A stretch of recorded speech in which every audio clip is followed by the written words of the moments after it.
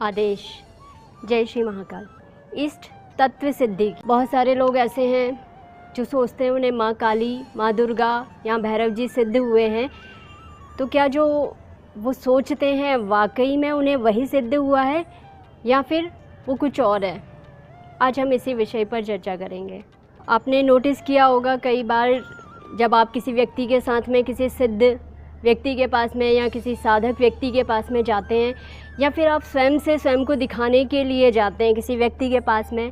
तो जो सिद्ध व्यक्ति होता है वो आपको बोलता है कई बार कि आपके ऊपर भैरव जी की कृपा है, आपको भैरव जी की साधना करनी चाहिए, या फिर क्या आपने कभी भैरव जी की साधना की है। इस तरीके के जो प्रश्न होते हैं तो ये उन्हें कैसे पता चल जाता है कि आपके साथ में भैरव जी की कृपा है,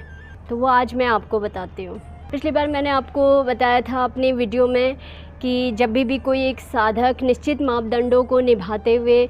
किसी साधना को पूर्ण करता है आहुति के साथ में, तो उसे दो चीज़ें प्राप्त होती है। एक तो होती है इष्ट कृपा, यानी कि वो जिस शक्ति की साधना करता है उस शक्ति की कृपा उसे प्राप्त हो जाती है, और दूसरा होता है अनुकूलता, यानी कि जिस उद्देश्य की पूर्ति के लिए उसने वो साधना की होती है उसके वो कार्य होने के जो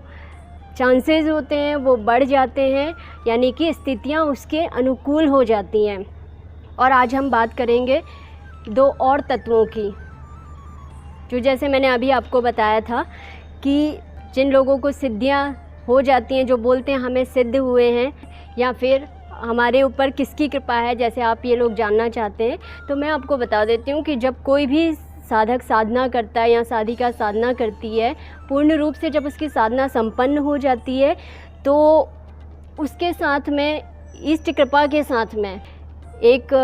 जो शक्ति, जिस शक्ति की उसने साधना करी होती है वो शक्ति का छाया स्वरूप उन्हें सिद्ध होता है, ना कि वास्तविक स्वरूप। याद रखिएगा, छाया स्वरूप ना कि वास्तविक स्वरूप, क्योंकि वास्तविक चीज़ कभी भी किसी को नहीं दी जाती है और देने वाला हमेशा बड़ा होता है और वो हमेशा एक पॉइंट अपने पास में रखता है।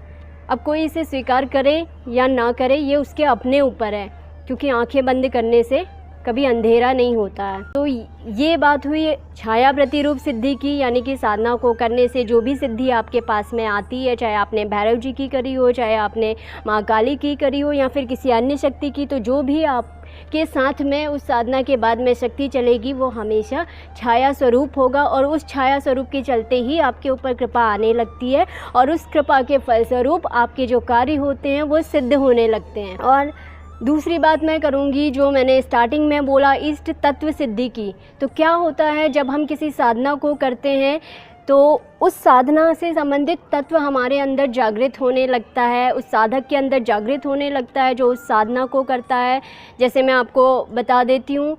कि जो शक्ति उपासक होते हैं उनके चेहरे में आपको एक तेज दिखाई देगा, और जबकि आप शिव उपासकों को अगर आप देखेंगे तो आपको उनके चेहरे में एक वैराग्य भाव, एक समभाव दिखाई देगा और एक ज्ञानमय ओज दिखाई देगा उनके चेहरे पर, जो कि शक्ति साधकों से अलग होगा, यानी कि शिव साधकों की पहचान अलग होगी। ठीक इसी प्रकार शक्ति साधकों की भी एक अलग पहचान होती है। क्यों? क्योंकि जो ये तत्व जागृत होते हैं एक साधना को करने के बाद में व्यक्ति को, तो ये स्पष्ट तौर पे जो होते हैं वो दिखाई देते हैं और कभी कभी अस्पष्ट भी होते हैं ये, यानी कि अदृश्य तौर पे होते हैं, जो कि सामने वाला व्यक्ति समझ नहीं हो पाता है, लेकिन जिस व्यक्ति के अंदर ये घटित हो रहा होता है उस व्यक्ति को इस बात की पूर्ण जानकारी होती है। अब वो उसे ठीक तरीके से समझे ना समझे, उसका उपयोग कर पाए या ना कर पाए, ये उसके ऊपर निर्भर करता है। हम बात करेंगे कि ज्ञान उपासकों की, ठीक है ना, यानी कि शिव उपासकों की। तो जब ज्ञान तत्व शिव उपासकों में घटित होने लगता है तब क्या है, धीरे धीरे जो साधक होता है वो घट घट में से ज्ञान लेने लगता है। ऐसा नहीं है कि उससे पहले प्रकृति में ज्ञान नहीं था या प्रकृति की किसी वस्तु में ज्ञान नहीं था। प्रकृति की कोई भी ऐसी वस्तु नहीं है जिसमें कि ज्ञान ना हो, कण कण में ज्ञान विद्यमान है, लेकिन तब हम उसका प्रयोग करना सीख पाते हैं, तब हम इस कण कण के ज्ञान को लेना सीख जाते हैं, तब जब हम शिव की उपासना करते हैं। साधक जो शिव की उपासना करने लगता है उसके अंदर वैराग्य भाव और समभाव के साथ में जब ये ज्ञान वाला तत्व घटित होता है तब उसकी एक स्थिति बदल जाती है। आप उस साधक का आप पहले का एक स्वरूप देखेंगे और एक बाद का एक स्वरूप देखेंगे तो आपको कंप्लीटली जो है उसकी परिस्थितियाँ बदली हुई नज़र आएंगी, उसकी स्थितियाँ बदली हुई नज़र आएंगी। उसे कोई फ़र्क नहीं पड़ता है, आप उसकी प्रशंसा करेंगे, उसकी आलोचना करेंगे, उसका विरोध करेंगे, उसे कोई फ़र्क नहीं पड़ता है, क्योंकि वो जानता है कि उसे कहाँ से ज्ञान प्राप्त करना है, कैसे ज्ञान प्राप्त करना है और उस ज्ञान का कैसे उपयोग करना है अपने हित में और जनता के हित में। ठीक इसी तरीके से हम भी करते हैं। हमने शिव उपासना हम करते हैं लगातार, और उनकी उपासना के फलस्वरूप जो एक ज्ञान का उदय उनकी कृपा से हमारे में हुआ है, उस ज्ञान का हम जो उपयोग कर रहे हैं वो स्व कल्याण के लिए भी कर रहे हैं और एक जन कल्याण के लिए भी कर रहे हैं, यानी कि आप लोगों को एक सही मार्गदर्शन दे करके, ताकि आप लोग समझ सकें कि आध्यात्म में क्या सही है और क्या गलत है, आपको किस तरीके से कहाँ पर क्या स्टेप लेना चाहिए, कहाँ पर क्या आपको करना चाहिए, इन सब चीज़ों का मार्गदर्शन आपको मिल रहा है। तो ये सब का सब एक ज्ञान तत्व की वजह से ही है जो हमने शिव की उपासना करके प्राप्त किया है। तो कहने का मतलब ये है कि एक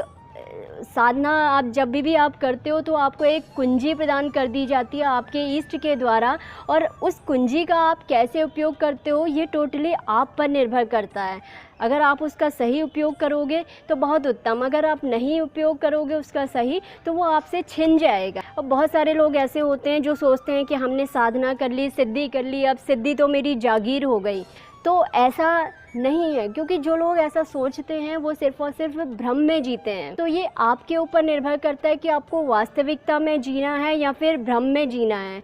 क्योंकि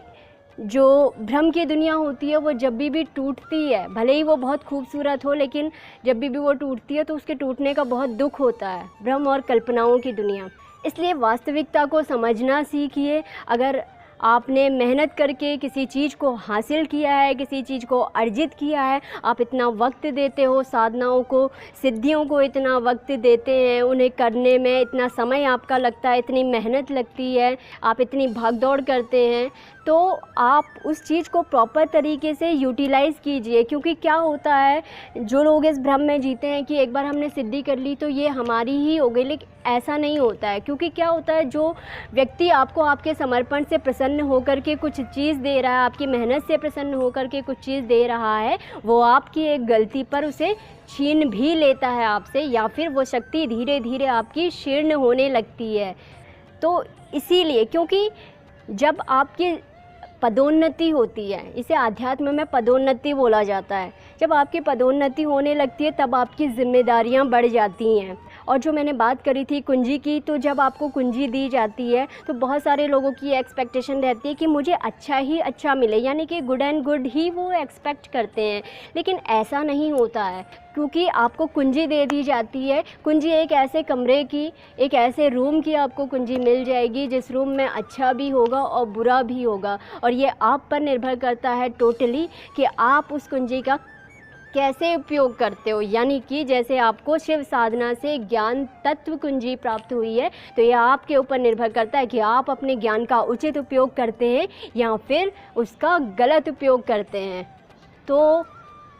और जब भी आप गलत उपयोग करेंगे तो आपकी ये चीज़ छीन ली जाएगी, धीरे धीरे आपकी वो चीज़ ख़त्म हो जाएगी। फिर इस बात से कोई फ़र्क नहीं पड़ता कि आपने 30 लाख जाप किए हैं या फिर 60 लाख जाप किए हैं या फिर 1 करोड़ ही क्यों ना किए हों, उससे कोई फ़र्क नहीं पड़ता। अगर आप गलत उपयोग करेंगे तो आपको उसका दंड मिलेगा ही मिलेगा, ये तय है। इसीलिए